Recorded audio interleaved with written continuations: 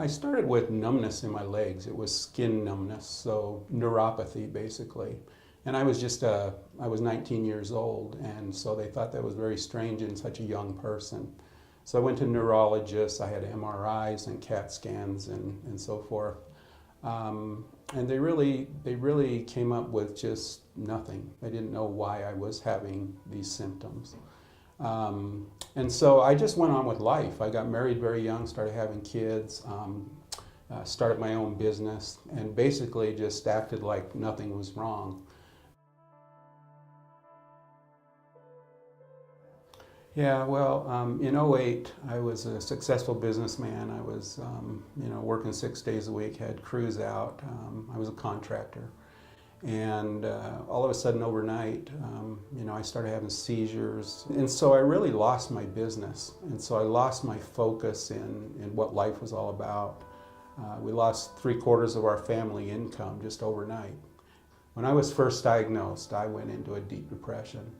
And basically, I sat on the couch for 2 years, and I did not care if I lived or died. And I realized one day that I was going to die just sitting on the couch watching The Price is Right.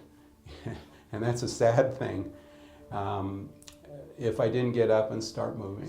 So I hiked the whole Colorado Trail. It took me 56 days with a 30-pound backpack to hike that whole trail, approximately 500 miles, from Denver all the way down to Durango. And backpack, camped out, had lots of good experiences on that.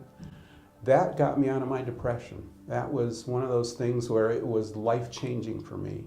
Nobody really realizes what you go through. So I've had 2 knee replacements. I've had 3 surgeries to rebuild my eye socket, my right eye socket.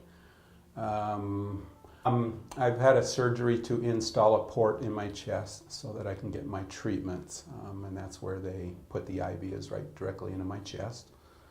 Other than that, I've had things like collapsed lungs, so I've had a chest tube for that, been in the hospital a lot. So it's just part of the journey. But I try to keep a normal, everyday activity. I have a dog, I walk him, I try to do 2 to 4 miles a day. I try to stay very active because one thing I do know is if I slow down or if I stop, everything kind of falls apart and I become very depressed. What I try to do is I try to find volunteer opportunities or somewhere where I can make a difference. That's my goal, is to try to see if I can help other people, maybe through their depression and so forth, because I've been through it. It was a really, really tough time for me. When you're first diagnosed, you think you're the only one. It's a rare disease, and you think you're the only one, maybe in all of Denver. And I finally got the best neurologist. I think she's the best doctor I've ever seen. And she just, in her office, I'm gonna get emotional. She says, "I know what's wrong with you."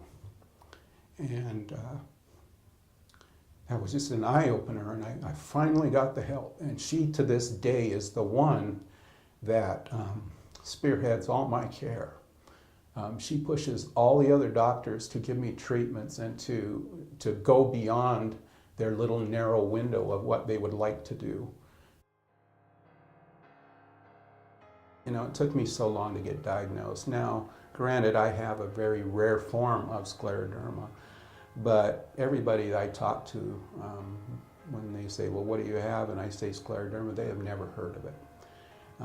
So the awareness factor is we need to do a better job of making people aware of what scleroderma is, because it's a lot more common than people think.